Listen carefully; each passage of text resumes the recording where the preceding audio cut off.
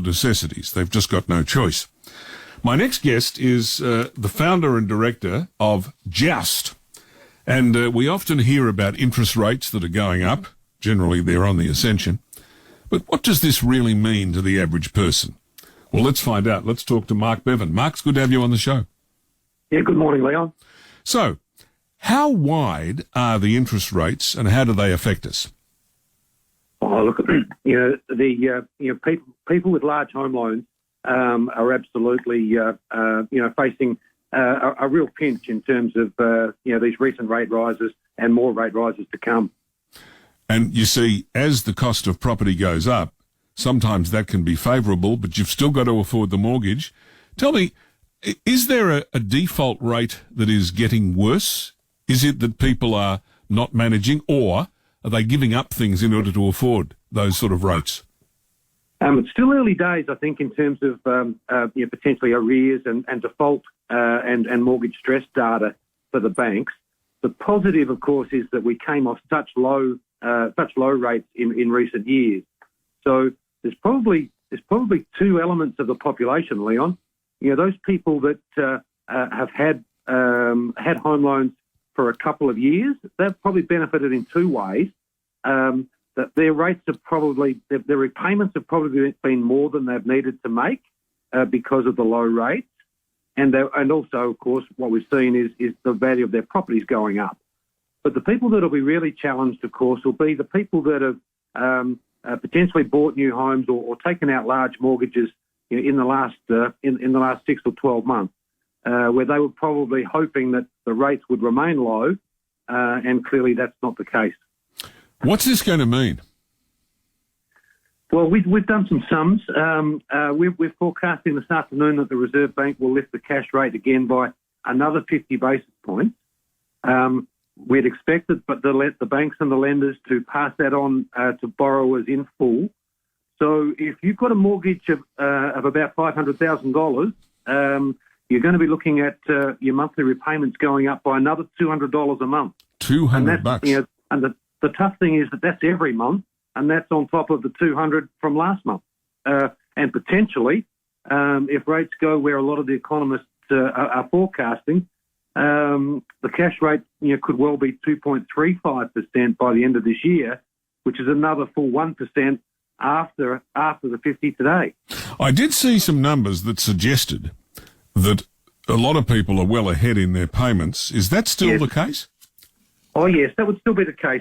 As I was saying before, if you've been a mortgage holder or a homeowner for a couple of years, you've probably enjoyed the low rate, and there's every chance that you've got a little way ahead in your loan repayments, which may well come in very handy in the future. All right.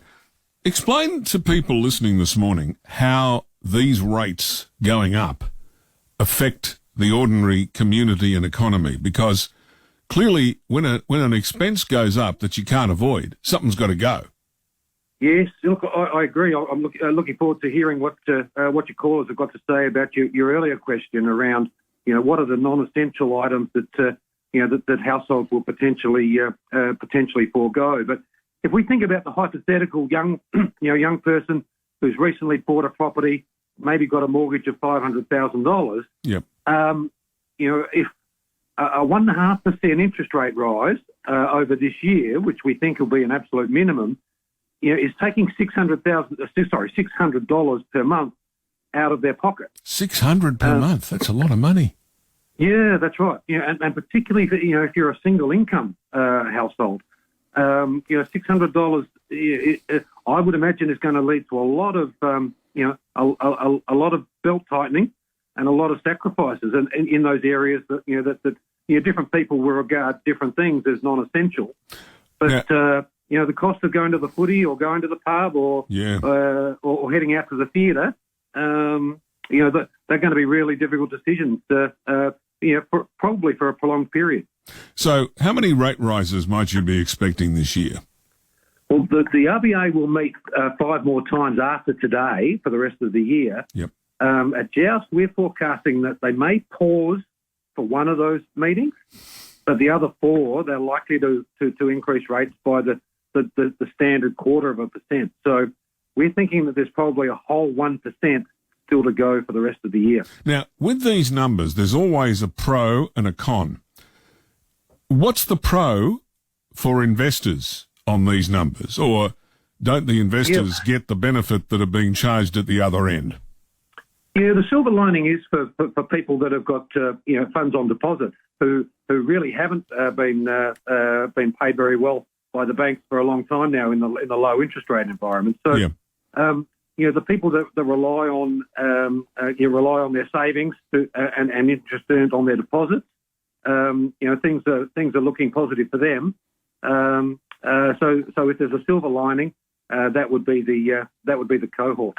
Tell me, you're pretty wily at Joust.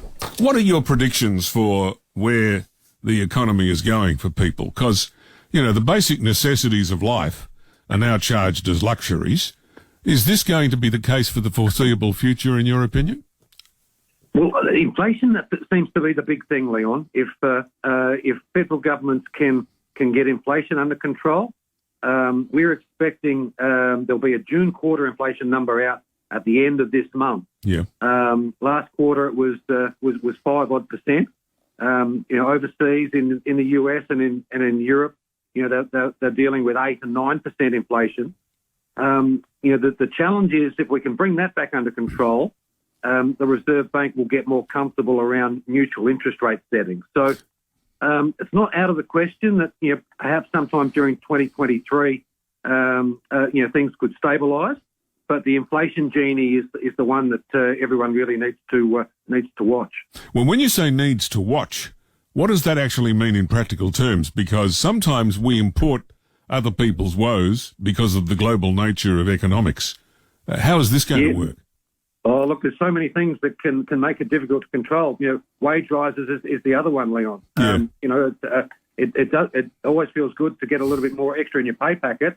But, money doesn't grow on trees, as they say. And, that money's got to come from somewhere, and it produces another inflation pressure. So the Reserve Bank, and the federal government through monetary policy, they've got a difficult, tightrope act to walk probably over the next 12 months. So what will Jim Chalmers, the minister, do? Anything? Well, they'll probably be focused on honouring their commitments made during the election. Yep. So they'll be loath to make large spending announcements. Yep. You would expect them to be pretty conservative in trying to contain spending. So what's the prognosis between now and the end of the year? Is it likely that people are going to have a better Christmas, or is it hold on to your hats? Look, we feel, Leon, that it probably is a hold on to your hat period through to the end of the year.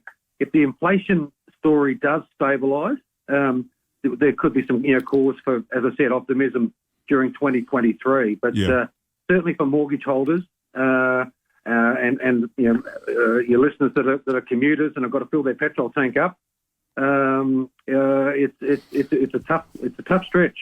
Now, look, there's one thing that is most odd, and that is that on one hand, things can be tough financially, and they are for so many, and yet, as Aussies, we're travelling overseas as much as we did pre-pandemic. How do you account for that? I think I'd call that fashion, Leon. I know the younger generation. I often tell my sons that I used to go for my holidays to a holiday house of a friend at Port Noarlunga. That was my travel. Yes. But the younger people have got to treat the world as a much smaller planet. Yes. So they'll make room for that in their finances, but of course something else will have to go. And that's the bit of the economy you worry about. Tell me, if you were running a business at the moment, here's a question for Joust, and it might even be an interesting column for you to explore. If you were running a business right now, which is the business you'd be in most likely to do well, apart from printing red ink?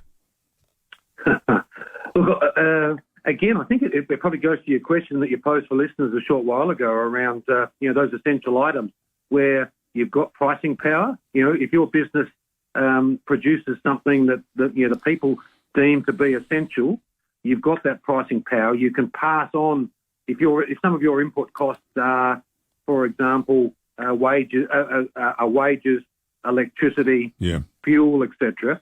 transport costs, if you can pass them on to, in terms of your price, you're better placed than potentially someone who's selling something that is deemed by the younger people as non-essential.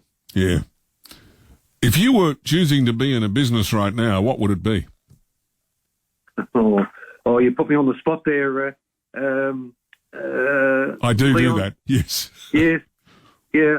Look, again, I think it's if you're producing those products that people that people want, that are perhaps more than just a fashion, then you're going to be well placed. Again, like I said, if you've got pricing power around what you produce, then you're in the best position. All right. One other question: how are we compared to a lot of the other countries we trade with? Are we doing better, the same, worse? I think we're doing relatively well, Leon. The employment story is very good in Australia, so it's not as if the economy's on its Everybody's knees. got a job. That's a good thing. Pretty much. So if you've got a job, then the expectation is that you'll be able to make ends meet, even if there's inflationary pressures and things perhaps working against you. So we're coming off a reasonably strong base. I think we can take some comfort from there. And like I said, the inflation pressures aren't quite as intense here yet, and hopefully that'll remain the case. Founder and director of Joust, Mark Bevan, giving you some very helpful information. By the way, if you have an issue that you want to comment on, you want to comment on, you want to comment on, you want to comment on, you want to comment on, you want to comment on, you want to comment on.